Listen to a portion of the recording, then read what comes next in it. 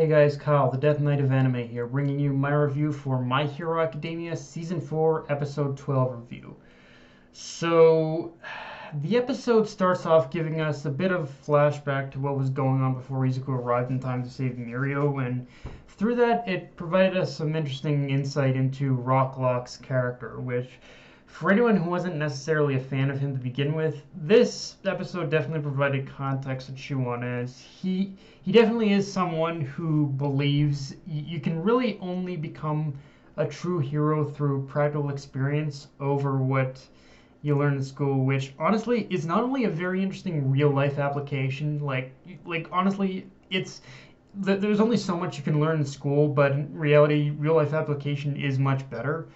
But I think but in this case, it definitely applies even more as what Rocklock says addresses something I think a lot of us, whether intentionally or not, have been saying for a while, which is that UA and other hero schools are fine for teaching the fundamentals, but they really cannot teach what real world experience can. And obviously the schools have tried to mediate that with the whole internships and and basically work experience stuff. But really, at the end of the day, that in some respects isn't enough.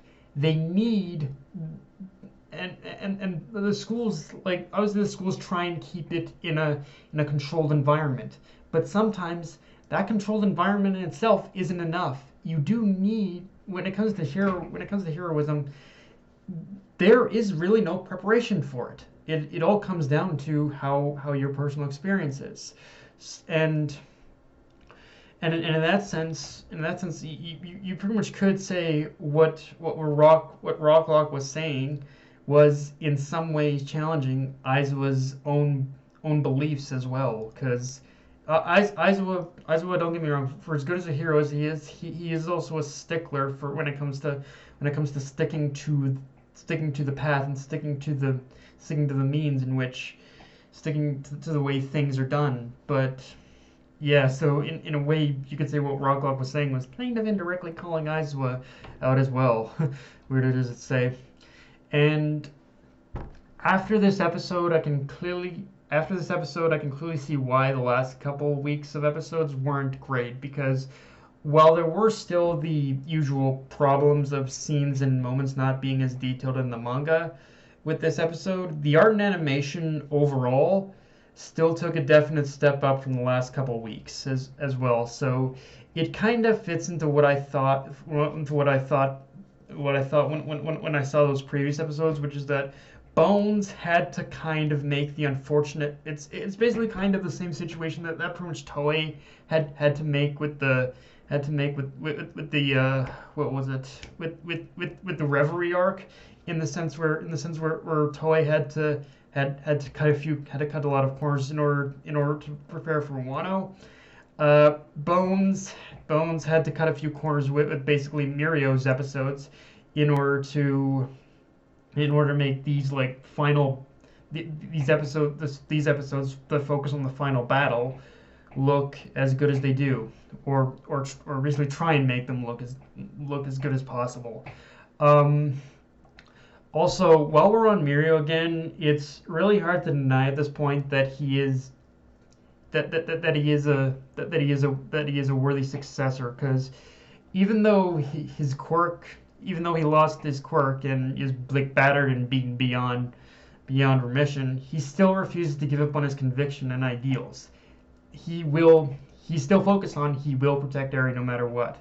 And in some respects, while it is starting to show more of how like All Might he is, it also shows how different he is too, as he willingly turned away from basically fighting Overhaul and left it up to Izuku in order to save Eri, whereas All Might, he would still continue to fight, and basically constantly thrown himself in front of the line of fire each and every time in order to protect her. So in that sense, you could say that the thing with with Lemillion Mirio is that he has a better understanding of the priorities, so to speak, of the situation. He isn't just gonna throw him he isn't just gonna throw himself needlessly into a situation. Which I guess you could say arguably he did in this fight with Overhaul, but again that was only because there was no one else there in order to protect Eri. Um, and now, one thing for sure to talk about with this episode as well is we get full disclosure on how much Night Eye's prediction of All Might's death was tearing at him, just from the fact that that no matter how much he tried, he couldn't change the future. Like he couldn't change the future. Like he said it himself. Every single time he pretty much tried to, like, his quirk in itself was even explained, I think, a little in this episode, which is that he basically tried everything he could in order to change the future, but every time he tried, all he could do was basically really add scenes that pretty much put it that pretty much that delayed the inevitable future. All he could do is supposedly like add scenes, so to speak, that delayed the basically the inevitable future. Like he was browbeaten. He was just torn apart by the fact that he couldn't save All Might no matter how much he tried. And he regretted basically like even using his powers on All Might to begin with. But so so basically knowing that so basically having given up on trying to change the future, the best he could do in the moment, what was basically prepared for, which is why he was searching. He spent so much time in basically training Mirio, and put so much faith in him becoming the next symbol of peace. And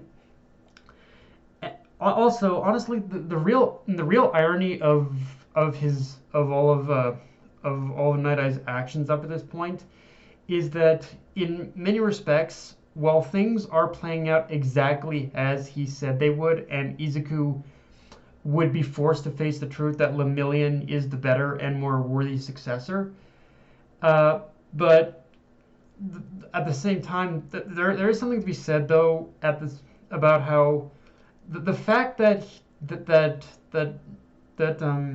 fact that Night Eye could never fully see Izuku's future really means that everything he said will still happen, but it might not necessarily play out precisely in the way he thinks it will either. Like Izuku, it does make him a little bit of that like chosen one or godchild, but it basically shows that basically Izuku is basically the basically cog in the machine of the future that might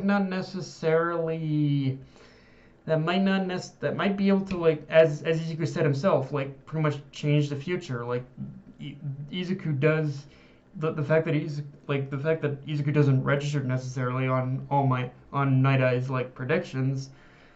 It shows that something that Izuku is the one who can fight against whatever's going to happen in the future probably.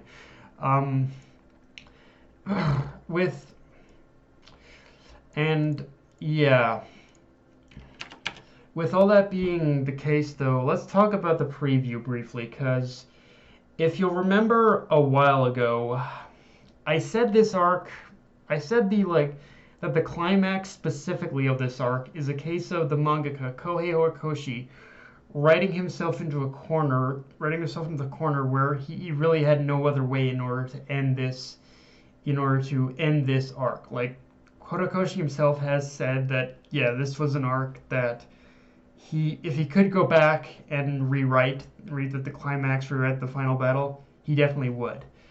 But so with the climax, and yeah, that title, and to that end, the title for next week's episode is definitely a big giveaway of what's going to happen. But I also really want to wait until next week to dive into that and what my thoughts are on that, because honestly going throughout this arc again in the anime, I think my thoughts have slightly changed a little bit since then. But like I said, I'm gonna wait until next week to go into them. Um,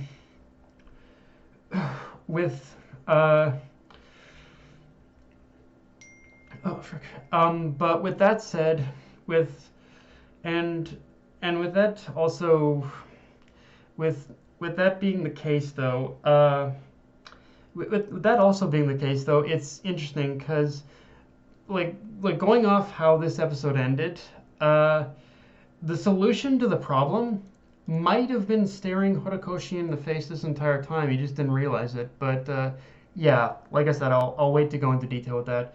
But yeah, guys, that's my review. If you enjoyed the video, like, comment, subscribe. I'm on Twitter, Facebook, and Mr. Crunchyroll.